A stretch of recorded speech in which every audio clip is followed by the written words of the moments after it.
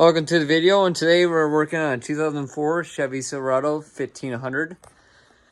This truck had a rear diff issue, and the way I determined that is when you're driving around, it would clunk when you turn left or right, meaning that I could tell that the locker or the G80 actually in this diff was, one side was chewed up or something was not right in it. So the way I determined that is I jacked up the vehicle. I spun one side of the tire, spin one side of the tire when the truck's in neutral. And if you hear any weird noises or anything, and sometimes it doesn't hurt to inspect the diff cover. Transfer case didn't look touched. Drive shaft wasn't wiggling or anything. There was no major issues I saw at the transmission. So I went right to the diff, opened it up, and we have spider gear failure. So you can see on the right side there, it's all chewed up. And so we're decided on this scenario here, we're just going to replace the diff with a used one. Normally we would rebuild these, but we're just going to replace it with a used one. It'd be cheaper for the customer. And I'm going to walk you through how to replace a rear diff in a Chevy. So I have here is a used diff that came out of a running truck. I did a little paint job on it to help clean it up a little bit and stuff. So this one came out of same year and everything truck. It's a GT4, excuse me. That's the RPO code for GM. I know which diff is. It's just a Chevy 10 bolt. All we need to do is when we take the old one out, we had to put the brakes and brake lines and all the accessories. We'll have to reattach on this one and stuff and make it work. And this video, I don't believe I'm going to be hooking up the parking brake. He doesn't use the parking brake ever and doesn't want it hooked up, so we're going to leave that disconnected. So normally when you have a lift, you can take these tires and leave them on and just drop this whole entire thing down. I'm leaving the leaf springs, obviously. I'm just replacing the actual axle housing. So I'm going to take both these tires off quick. I'm going to start there. And then I'm probably going to also take the brakes off while it's actually together and all the brakes parts while it's still hanging. And then I'm going to drop my my used bolts. So, and this one does have a leveling kit, so it's going to need some extra stuff. So we'll get right to it. Okay, so we got the tires off. So pretty much what we're going to do is we're going to unscrew this caliper, right? And then this drum will come off. So then this will be we put that in our new axle. We got a little bracket here that holds this in because we're going to have to reuse the new lines on this one and then throw them on the new diff we have. And then the next thing we're going to do now that we took the tires off is we're going to unscrew them bolts right there. And if I'm not wrong, there should be some, I believe they're 10 mil. I'll let you guys know what they are. You do need to use shallow sockets on these and a ratchet because of how the drive shaft extrudes outwards when it hits a weld point. So I'm going to take that off, and then we're going to pull the drive shaft out. We're going to knock it down, pull the drive shaft out. Obviously, always make sure you guys chalk your vehicles and have proper jack stands while you're doing this stuff. Can't stress that out enough.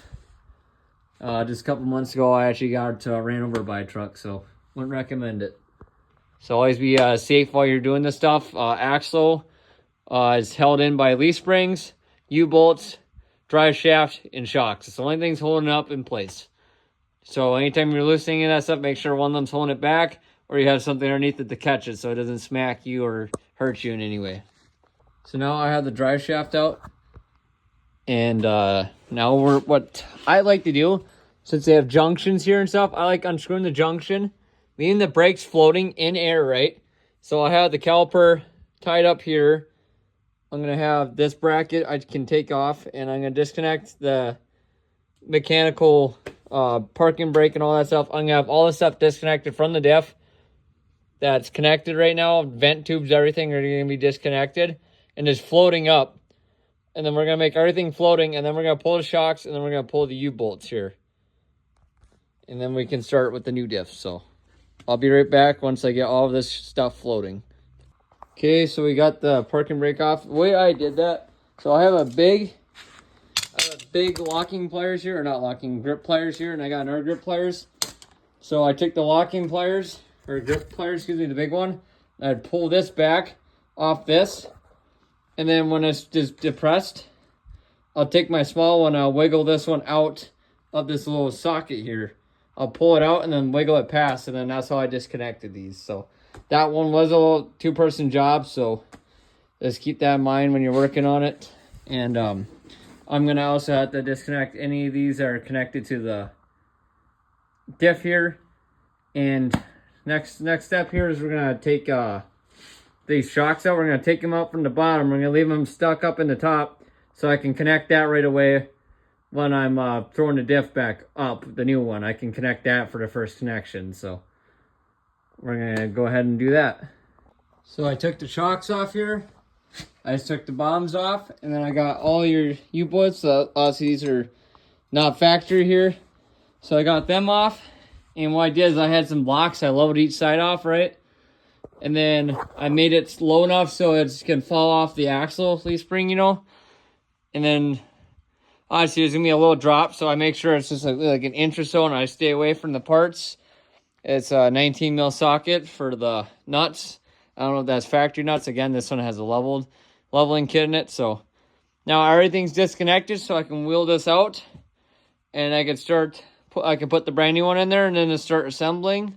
First thing we're gonna do is I'm gonna put the leaf spring U-bolts back on there, just lightly tightening everything, have it hanging in here, and then I'll start hooking up the suspension. And then we'll crank this up, and then we can start putting everything back on there. It's pretty much, we do the reverse of what we just did to reinstall it. And I'm going to show you the product once it's fully installed. So we're now just torquing the tires on. We got everything set up. All looks good to go underneath here. We got the blocks are nice and correctly on there. The U-bolts aren't twisted. Axle is straight. Everything is torqued to spec. You can find that on the Chevy website if you are wondering what the specs are. I'm not going to post them anywhere like I normally do. We did delete the parking brake, so we shoved them up in the frame rails for now, so they're out of the way and they won't hopefully get out of or stay there. So, and I'm going to show you guys also before we do this that every time we do a used diff, I'll obviously pull it off, we gasket it, and put new fluid in it. So it's all serviced and ready to go for the next 50,000 miles for where the service recommends. So we're gonna now pry on that, and then we're gonna try to catch it all. Sometimes it can be a little stuck. Yeah, don't be afraid to give it a little. Yep, and then slowly let it go through. There you go. Now you can just move it off. And then we're just gonna let it drain for a little bit. Then we're gonna pull this off, and I'm gonna show you how to clean these and then put the new fluid in. Well, it's done here. I cleaned the surface. I still have a little bit more gas material to get off. I'll get to that. Everything looks good in here. All the new gears look great in here. Let me show you here for a second. Brand new gears. It had marine style or synthetic style gear oil in here originally. It didn't have a whole lot of metal in it. It had a little bit, pretty decent. Overall, the gears look good, spider looks good, pinion in the back, that for a while I can see back there looks good. So we're gonna just clean this up, get all the gasket material off, set it in there, torque it to spec. And then over on this side here, that's your filler hole here. So we're gonna have to take that off, and I got a little pump, and we're gonna pump it up until it starts pissing out of that hole. And then we should be good to go. And then we just check for leaks. So GM wants it at 30 foot-pounds for the diff cover, so we're gonna torque all these down in a star pattern, just back and forth until everything's nice and clean. We put a paper gasket on it, and then I'll show you guys how I fill it up. Okay, I got my bottle set up, so I got this kind where you can just pump it, prime itself. And we're just gonna fill up the diff here until it starts leaking out. And once that's good, you can put your plug back in, and then you'll be good for your service. And then obviously you check for leaks. And since we did the differential, we're gonna go back after driving it a little bit. We're gonna drive around for a little bit, and then we're gonna go and torque all these back to spec. I torque these, and I torque my shocks, and then I'm gonna torque my lug nuts too.